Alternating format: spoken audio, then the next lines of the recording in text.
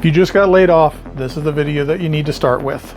I've also got another video that I'll put a link to, which talks about some more detailed planning, but these are 7 things that really need to get started pretty much as quickly as you can in order to put you into the best position to move forward. So let's talk about it.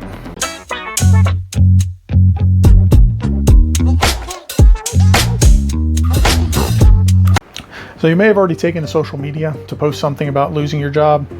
Let me assure you, if you haven't already, you're going to want to. If you've already posted something that was more rant-like, probably need to do an intermediate step here and put something on there saying, my apologies, my emotions got the best of me. Yes, I have been laid off. I am looking for work. And if you haven't already posted something, then leave that part off. The key thing you need to put out there is, hey folks, I don't have a job right now. I am looking for something.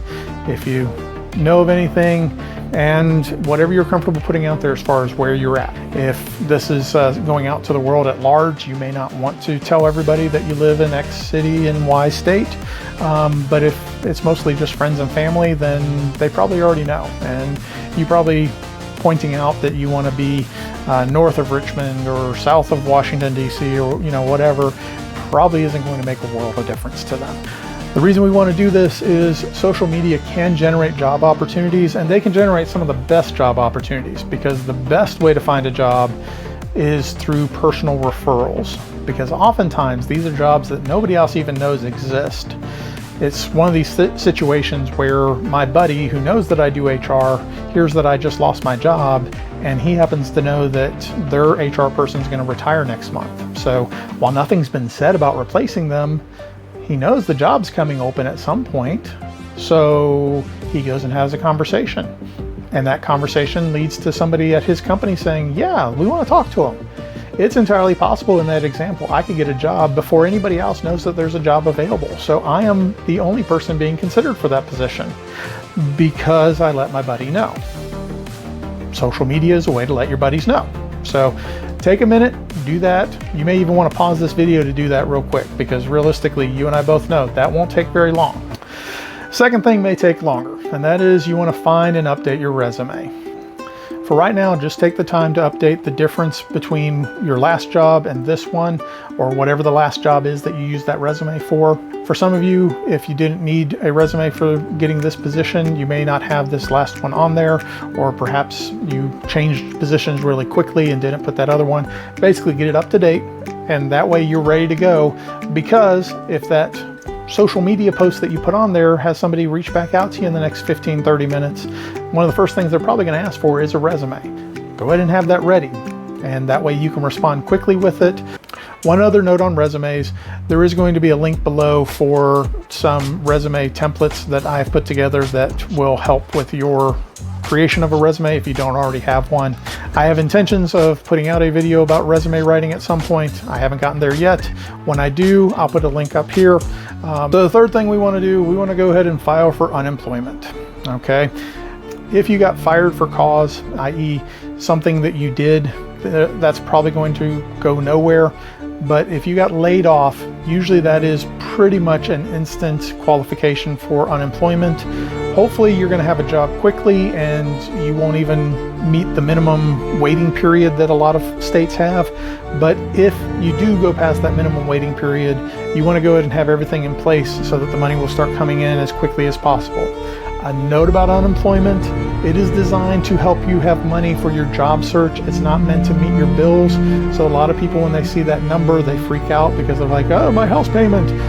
Yeah, it's not meant to make your house payments, your rent payment, gas, clothing for the interviews, that sort of thing, are all things that money is intended in most cases to meet those needs. There are states where it's a little bit different, but that is the general rule for most states. Fourth thing you need to do. Most layoffs are going to include a period of time that you still have access to your benefits. Use them. Now is the time to make sure that anything that needs attention over the next month or two has been taken care of. Most of you are going to go to work at a new company who is going to have some sort of waiting period. It's possible that they won't, but most of them are going to have some period that you have to work through before you get benefit. Because of this, if you can take the time now to go get any doctor's visits that you need to take care of. If you need to get an extended prescription for something, explain to your doctors that you just got laid off. Oftentimes that will prompt them to do a little bit more than they might do otherwise. Perhaps they might give you a longer term prescription for something than they typically would to allow you to fill it now while you still have the coverage with your current company that's just laid you off. Well, Dominic, my company didn't offer me benefits as part of my layoff package. Okay, so here's the thing to realize. Most companies, their benefits are based on the end of month being when those terminate. It probably got mentioned during your final meeting with your company. If not, call your HR person and confirm. If you have until the end of the month, look at where you stand in the month and try to get anything done before the end of the month when that insurance will cancel.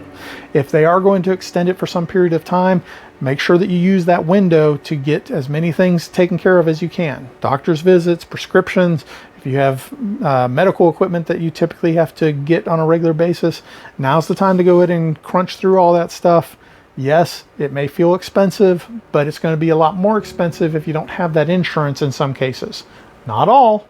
That's a different thing to be aware of. Some things may actually come out cheaper if your insurance company is not involved.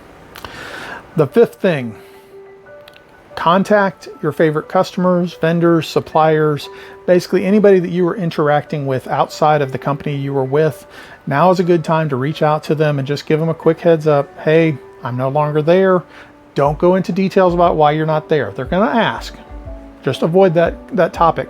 It's perfectly fine to say, you know what, they decided they needed to make a change and I was one of the people who got changed. Have an initial conversation letting them know that you are no longer with the company. This is another one of those things where you're getting the word out to people who may be able to get you connected someplace else. A note on this, if you are in sales or you are in very technical fields where you have non-competes, non-disclosures, non-solicitation, those sorts of agreements, be aware that you may have a little bit of stickiness here. You may need to look back over your paperwork and make sure that you aren't violating an agreement that you made. All right, sixth thing, we've had 5 key tasks that we can work on. Now it's time to step back and take another breath because we got to keep our head straight. Bottom line here is it stinks. Life has changed. Perhaps you knew it was coming, perhaps you didn't. Regardless, it is perfectly legitimate to feel some regret, to feel some anger, to feel remorse about this change. What we don't want is to put ourselves in a position where we can't take care of ourselves, our family, and the people who are close to us by getting back out into the workforce in some form or another. And the thing about this that doesn't get as much press as it probably does, it is perfectly reasonable and understandable for you to be upset about losing your job. That is fine, okay? What we don't want to do is we don't want to splash that emotional state onto the people who are going to try to help you find a new job. Either the ones who are referring you to those jobs or the people who you're going to interview with. That's what we want to avoid. We want to show that we have maturity and can work past that emotional state. The final thing, number 7, is at this point we want to take a step back and we want to figure out what is actually the best next step. Here's the thing, a lot of us, we need to jump right back into the workforce. We need to be getting a paycheck so that we can pay our mortgages, pay our rent, get groceries, pay for the kids' activities that they're signed up for, whatever. But there may be something else that this is a great opportunity to explore. You know, sometimes layoffs come with severance agreements, and sometimes that includes weeks, months, possibly even years worth of pay, so that if you wanted to explore some different opportunity, now is a chance that you could do that. Some things to consider. Is there a vacation that you've been wanting to take for a while that you now have the time and assumably the money? If you don't have the money, obviously you probably shouldn't try to take the vacation, or at least that seems obvious to me. Maybe that isn't obvious to everybody. Is there some reason why you wanted to move? You know, I know of one person who I worked with. The company went through some layoffs and they got laid off, and they decided to take that opportunity to move to another state to be closer to family because they had taken the position with the company I was at in order to further their career, but now that they had worked there for a while, they felt like they had opportunities in other places, and they figured out that they really wanted to be closer to family. Is there something along those lines that makes sense? Another situation that I'm familiar with is somebody who was laid off because of a downturn in the economy, and it happened to be timed at a point where it made sense for them just to take the time off so that they could care for a sick relative. Would have never crossed their mind if they hadn't been laid off, but since they were, they had a few months worth of pay coming in, they stayed home, took care of the relative for a while. It ended up being something where, in their case, they ended up being out of the workforce for a few years because they figured out some other things while they were away that they could do to help make ends meet, which they wouldn't have explored if they hadn't been laid off. There are 7 unexpected things to be done after getting laid off. Hopefully those helped. Feel free to follow the links below for some of those checklists or for the additional video that I mentioned. And if there's anything else I can do, feel free to leave me a comment. If you've enjoyed this, please consider liking and subscribing and clicking those buttons below. This is Dominic. I'm out of here.